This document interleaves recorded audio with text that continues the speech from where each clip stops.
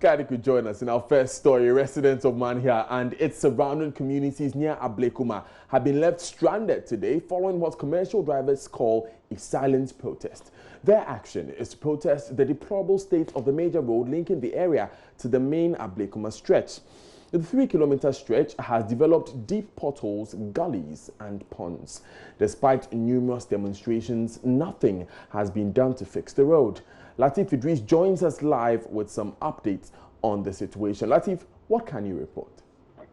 Well, Daniel, so over the years, we've heard harrowing stories about how pregnant and expectant mothers lose their pregnancy, suffer miscarriages on this very stretch.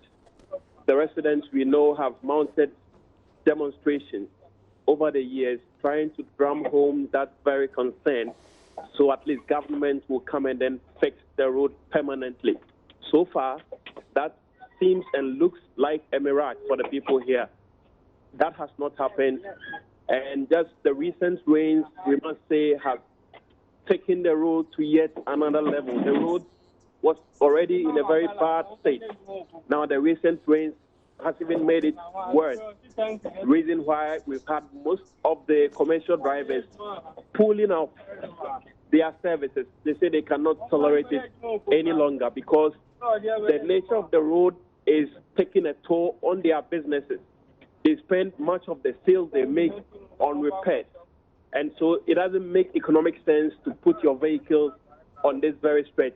And the people who live here are now bearing the brunt.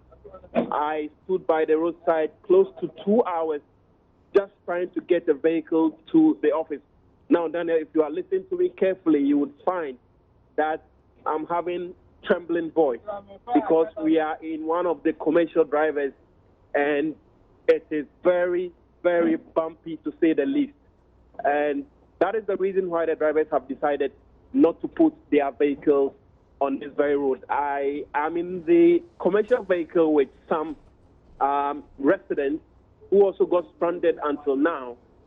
If we have time, we can engage one or two of them to also tell us what they make of this very stretch and what they would want to see government do, or what are they going to even do differently, because the protest, it seems, hasn't sent home the message they would want to send to government properly. Go right ahead, Latif. You are welcome to JoyNews. You are live on JoyNews. What would you say the residents of Manhian are going to do differently going forward to resolve this very serious problem of the road?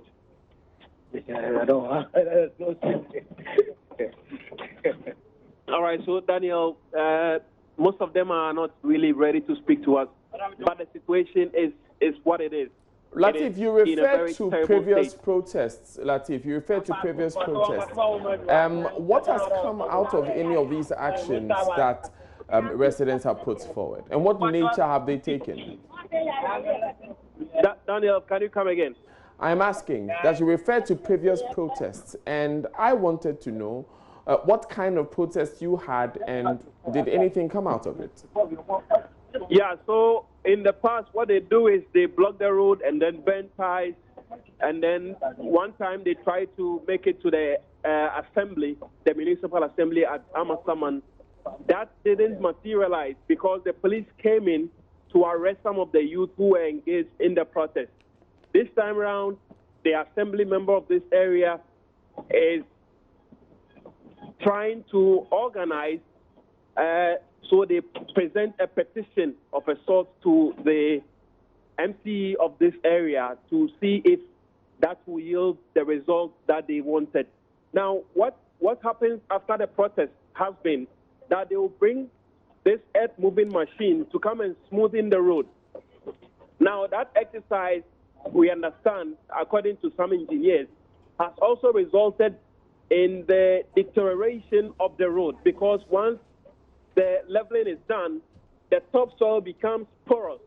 And so the little rain, and it washes everything away. Then we have all these gaping potholes that we are seeing on the road now. So that is what they intend to do. We don't know if secretly they are planning something else, Daniel. Thank you very much, Latif, for that update. You want to stay with us for that particular situation, but we stay with the subject of bad roads because October may have brought showers of rain, which many are excited about, but what they did not anticipate are what comes with it: the impassable roads. Roads in the national capital and elsewhere continue to deteriorate, with commuters who are otherwise stranded demanding authorities fix the roads. Nancy Emefa Dwadose visited some areas in Accra and reports that as the Hansonic Junction, some drivers pay 10 Ghana cedis to some individuals stationed at the bus stop to help carry out their cars from what could best be described as a gully when they are unable to move. Here's a report. On a normal day, this road may seem to you as just a normal one. But today, the rains have revealed serious potholes, something that can be described as a mini pond. That is what I see here at the industrial area. The drivers tell me that it has affected their cars and they plead with the government to step in. When they are able to do this route, it helps ease the traffic on the graphic road because most of the cars apply this route to the industrial area. And if they are able to do it, it will help us all. So we are pleading to the authorities to help us, because it's very bad. Road na disturbing power yan shocks in a car as no to near my check na say. The Israel mines on boy na on the road my.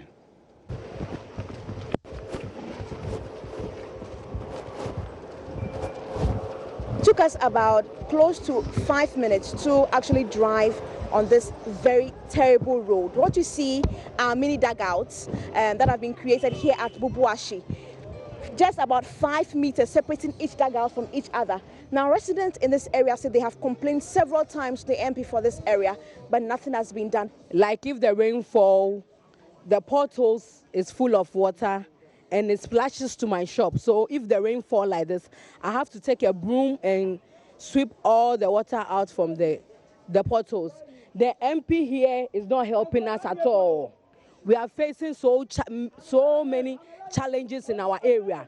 It's full of potholes, so our customers even don't come to buy from us because of the potholes. So we are begging the government, the MP, and whoever who is there to help us to solve these things out. But because we are finding it difficult here. If you see the road, no, we are working here. I use my truck to carry my things around. The road have spoiled. The road is not good at all. Last 2 weeks, the honorable came here and said that he's come to do the road. But along the road, they just run and leave the road like that. So we are in fact, I'm really tired of this road.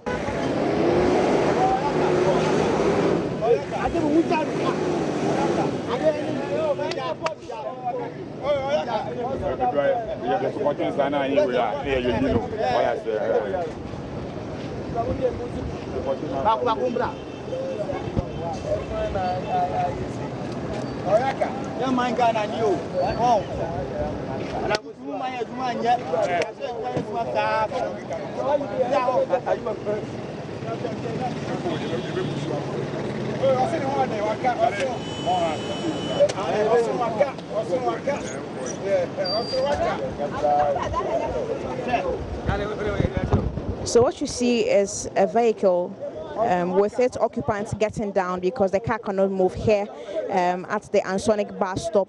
There is a gully, which could also best be described as a pond. It can go as deep as 2 feet. And so there are gentlemen stationed here helping these vehicles to come out of the pond. And after that, they take some money. They charge money from the drivers for helping them. You had to come out of the vehicle at a point. Yeah, for them to push the car. Like, I'm even scared, you know? I can't believe this. I've never seen something like this before. I mean, I know usually the roads are bad, but this is unbelievable. It's like a whole gutter out there, like a manhole or a borehole. Very, very difficult. Not here alone, from Odoko up to here. It's very, very bad. They have to do something about it. We are soft. So anytime it rains here, we find it difficult to pass this lane. It's very, very difficult. So you have to do something about it. Yeah. When you see a GAMA lances, show the way I got where the have 1 year, 1 year, pole 1 year. Ghana, yeah. But where you check 2 CD, answer the echo. I ain't a baby. I ain't a baby. Right, we go elsewhere with the same challenges, and for many years, the Eastern Corridor Road has been a major political campaigning issue. Both President Akufo-Addo and his predecessor, John Mahama, have made promises to fix them. Well, it's been raining lately, and the situation on the road is worsening. Vehicles have run through gullies and trenches, with some of them getting stuck in the mud. Residents and commuters are worried about the state of affairs. OT Region correspondent Peter Barron has more in the following report.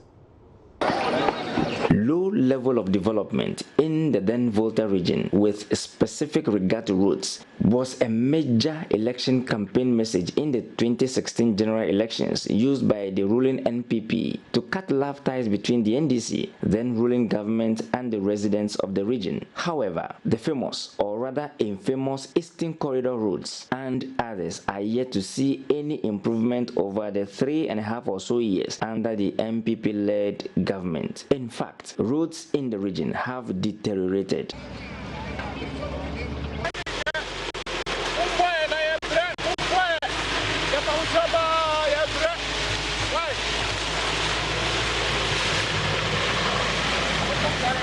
Bidini Foster Bisaba or Mr. Atta, the free Bureman from my business in my store near Meton at the Menoa Fufu Banco Bibia Ninkafes no na Obia Jinao at Tomami. I shall quite be sent to Bibia Basa anti me pa Nana Adu Chelsea on Mombori na on just come contractor for them na Aquano Niyemai, Bibia Kosu.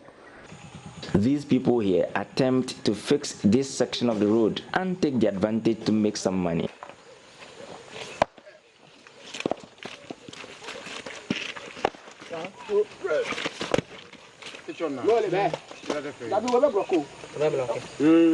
I'm going to Accra, from KJB to Accra. It's because of the condition of the road. That's why we are passing through this. Normally, our road is between KJB, Jessica, Hohway, then you bypass. So because of the problem of the road, that's why we are passing through Accra to Abutasi roundabout, to Nkunya. We are just managing. The road is very bad. We spend a lot of money. Instead of you to buy 1.5, and then to Accra, you buy 2.5 to Accra. Things almost turned sour as this driver and his mate claimed they had sorted them out the previous day. They explained why they have decided to fix the road here.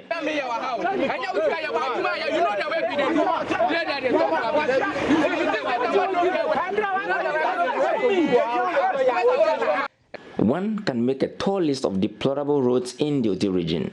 Talk about the Nkwanta Pasa Road, KJB Jasikan Road, the infamous undulating Jasikan Hohwe Road, Jasikan Rara Road, Jasikan Abutuasi Road, Dambaye Pando Road, and many others.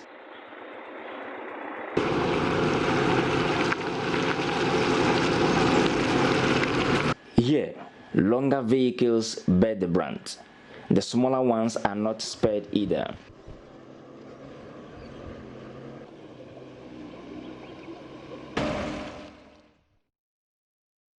Expect more on that report in later bulletins. Now, 15 people are in critical condition following an accident on the Ofankor barrier overpass on the Accra-Kumasi Road. The accident Monday morning involved a commercial vehicle, a trailer truck, and saloon car.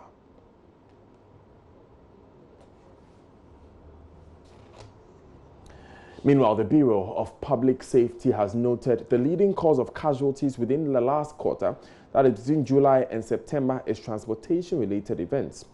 Violent crime-related deaths also increased by 54%, and reports of violent crime increased by 77% between quarter 2 and 3 of this year.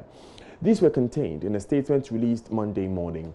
The executive director of the Bureau of Public Safety, Nanaya Akwada, was on News Desk earlier and explained the findings. Murder, aggravated assault, and armed robbery.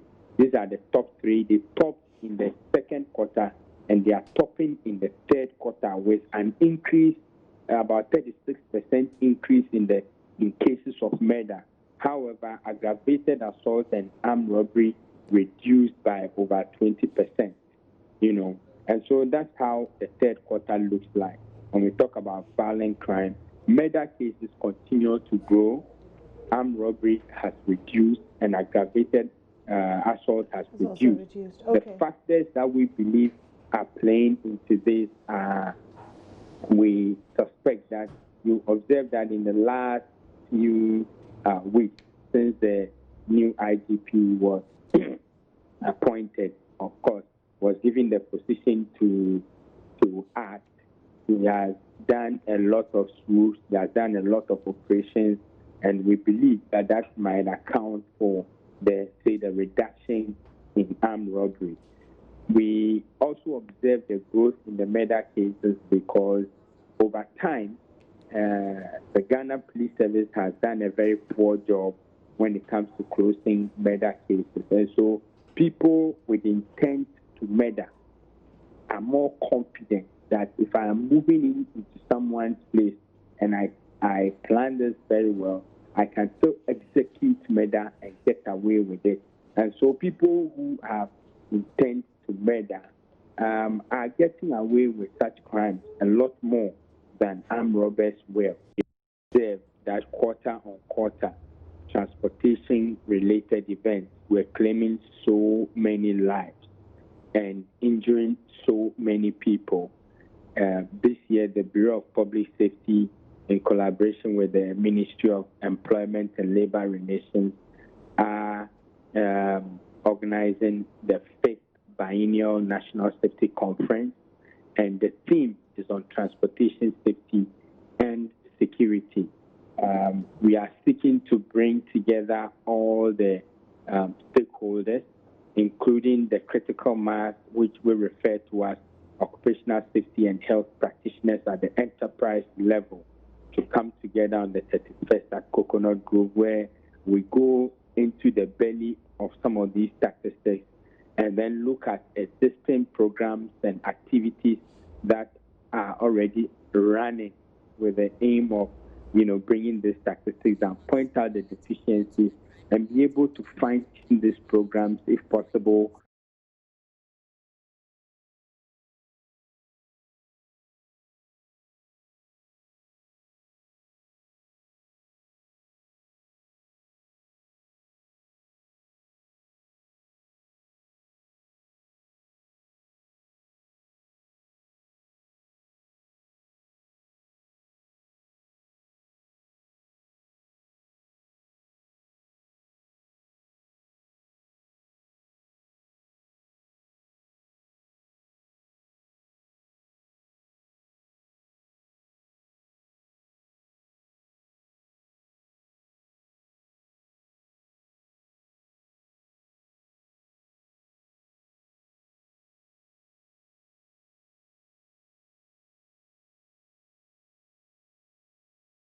This country. Every time there's always an increment everywhere. Very soon the government will start charging us for mileages we take. You understand? Whether you charge us after we've bought it or when we are using it, we are still charging us. That is our complaint. That is our cry right now. They should allow the customers to pay so that the ministers who sat down and brought this tax will also feel the pinch, and they will know if they are sensitive to the plight of the people of Ghana. We voted for you to ensure that we live good.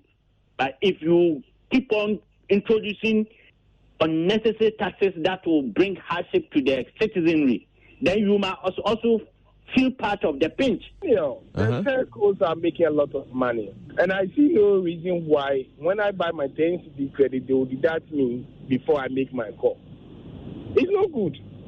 All the money that they are making from us, they can't use it to pay the tax. We have a vice president who told us before they came in that most of the tax being imposed on Ghanaians are nuisance tax.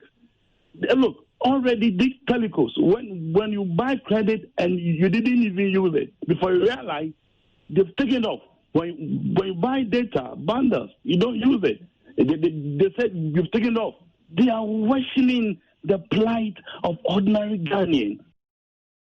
Now, economist Dr. Ebo Texan says the directive from the ministry is strange, as nothing bars the telcos from deducting the tax upfront. The tax that is supposed to be collected from the consumer at the point of the service charge. So what he meant was that, and in this era of prepaid services that we normally get from these telcos, what he meant was that if they are going to treat it like a value-added tax, there is the point of sale that they are going to collect the tax.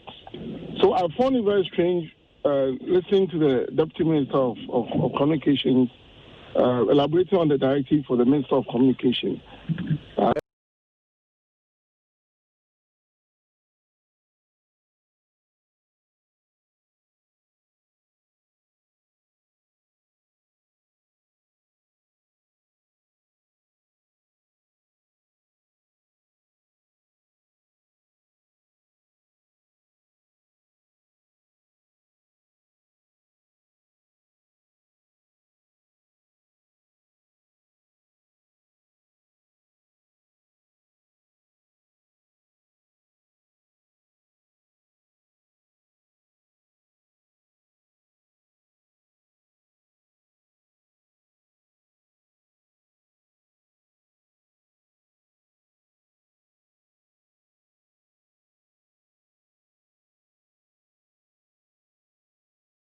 In this issue. The communication service tax has been in existence since 2008 and has been levied on charges payable by consumers for the use of communication services. It is a usage tax.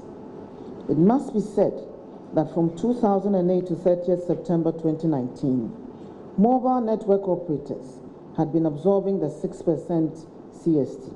And as far as the subscriber experience was concerned, but they suddenly decided to stop that practice when nothing had changed apart from the 3% increase in the rate of the existing tax.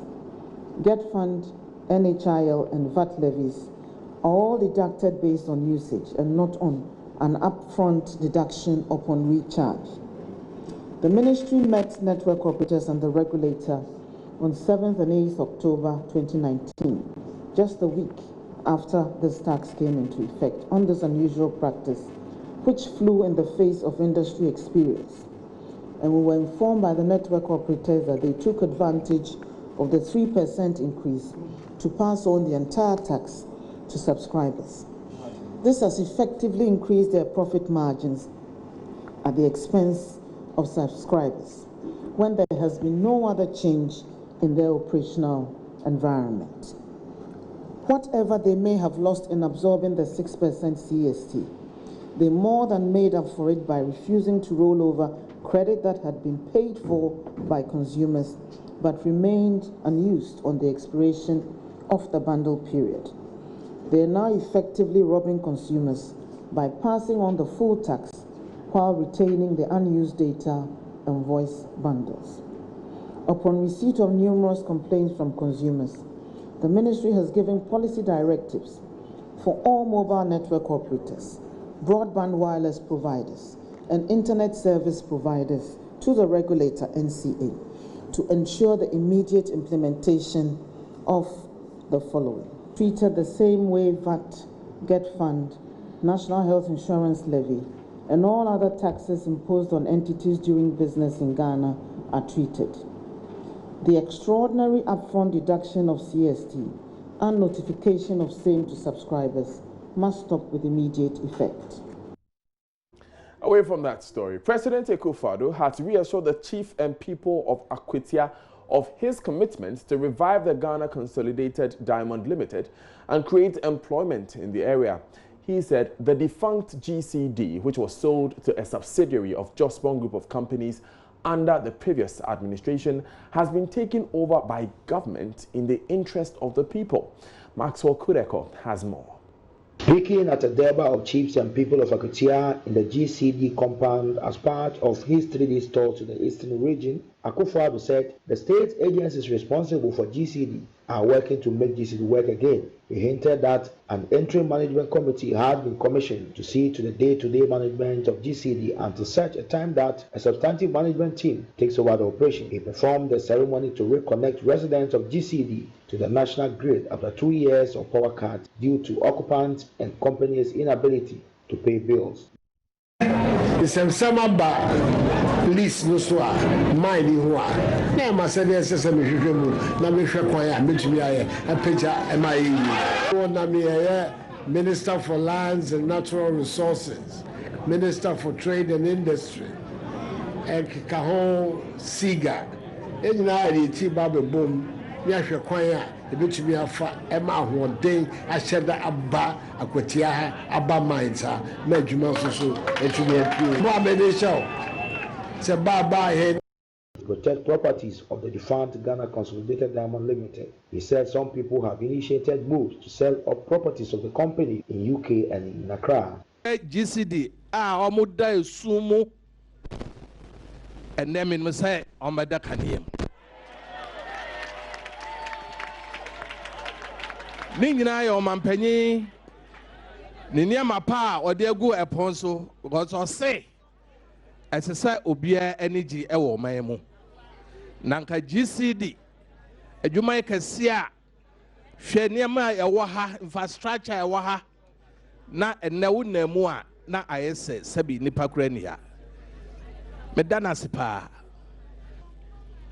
President GCD omo ajapade ewo London ni etie ne se nipa bi pese omokokoton nanso na ye baby nso wo ho a otia ya naso ntanya adwuma temesre se me patro onya kodu a na wabusam na yenhwe sane esa japade na wo ho na etie. President Akufo-Addo said his government will pass the Tree Crop Development Authority Bill by the close of this year to help develop and diversify other agricultural produce. Cashew, oil palm, mango, coconut, shea, Nina, the Sumwa, the president also so bad Mamae, to say cocoa, Jumamae or Ghana. Yet we far there back pet and from boy home buy. And see a bomb diversify near Mano. They say to me, and Ivory Coast, every year, $16 billion. And when in your field agriculture, and I'm saying agriculture, and your cocoa one will need to yeah, nearly $2 billion back cocoa, and no, and you're good enough. And to the you shall say I have 50, I say, and they say 3 or 4 years' time, no, yes, so no 12, 14, $16 billion of receipts from a diversified agriculture. A bit me a bagana. The end of the pound production in the Quembia solo, and then we are not processing facilities war and no better. Nina package, yeah. Now, son of Phoebe Tremulo, Tree Crop Development Authority. Yeah, the home right and parliament. 1 year, 1 baby. No, I'm a quite authority to say a cocoa board. I must say, no, na what it's Yama. I do my equiaphone. Now, a community day senior high school at Drobunso in the Ashanti region is yet to be used since its completion in 2016 due to accommodation challenges. Junior high school graduates who are placed in the school under the computerized school selection and placement system have refused to enroll because they find it inaccessible. Consequently, government has commenced a construction of a 400-bed boarding facility in the Setre, Afram Plains district, to address the challenges. Minister for Education Dr. Matthew Opoku-Prempeh reveals the Get Fund project will be replicated in such other schools constructed by the previous government. Nani Aljima traveled with President Akufo-Addo to cut the sword for construction of the project as part of a regional tour and filed this report. America was the first country to invest in the senior high school policy. And they did so at a time when they were no more advanced than we are. At the end of the 19th century, all of us can see the results of that investment. The United States is today the most powerful economy in the history of the world. Ghana is going to be the most powerful economy in the history of the world. President Nana Akufo-Addo at Tinubu Akodia Senior High School in Kumewu predicts Ghana's economic future with the implementation of free senior high school policy.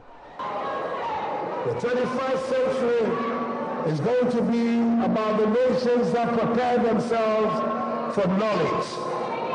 Knowledge And the application of knowledge and data is going to determine the future of countries in the 21st century.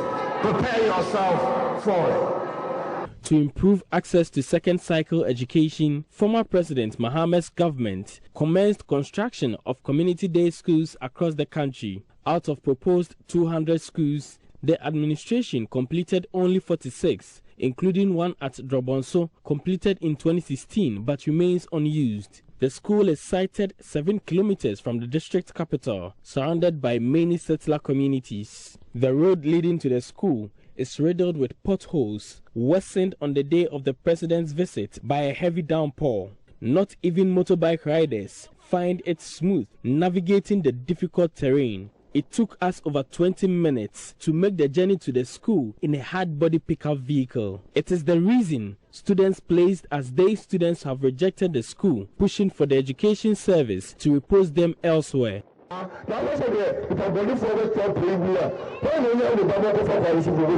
Here is Education Minister Dr. Matthew Opoku-Prempeh explaining plans to make the school operational by building a dormitory facility.